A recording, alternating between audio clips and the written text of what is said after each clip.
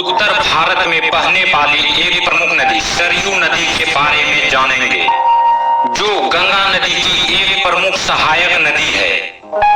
तो दोस्तों, पूरी जानकारी के लिए वीडियो को पूरा देखिएगा और चैनल को सब्सक्राइब और वीडियो को लाइक जरूर कीजिएगा। तो चलिए शुरू करते हैं। सबसे पहले हम लोग सरयू नदी के उद्गम स्थल के बारे में जानते हैं।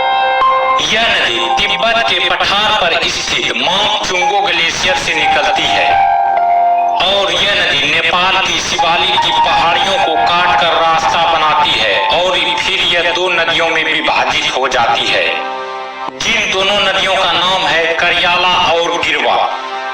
इसके बाद नेपाल से भारत आकर ये दोनों नदियां आपस में मिल जाती है, जिसे हम सरयू नदी या घाघरा नदी कहते हैं। अगर दोस्तों हम लोग सरयू नदी की कुल लंबाई की बात करें तो इस नदी की कुल लंबाई 1080 किलोमीटर है। दोस्तों, मैं आपको बता दूं कि सरयू नदी को कई नामों से जाना जाता है, जैसे कि कर्णाली नदी, घाघरा नदी, सरजू नदी और गोगड़ा नदी।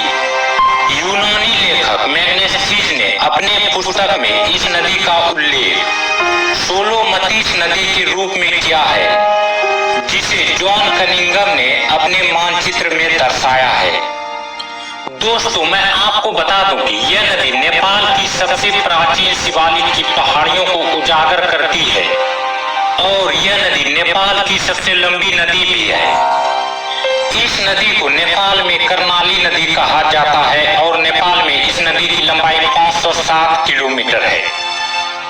शिवालिक की पहाड़ियों में इस नदी घाटी की चौड़ाई 180 फीट है और अगर गहराई की बात करें तो 600 फीट से भी ज्यादा है और यह नदी जल घनत्व के हिसाब से गंगा नदी की सबसे बड़ी सहायक नदी है और लंबाई के हिसाब से यह नदी दूसरी सबसे लंबी नदी गंगा नदी की सहायक नदी है।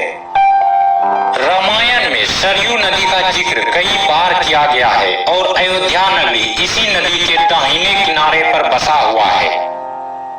सरयू नदी जो है ये 3 देशों से होकर बहती है। इन 3 देशों का नाम है तिब्बत, यानी कि चीन, नेपाल और भारत।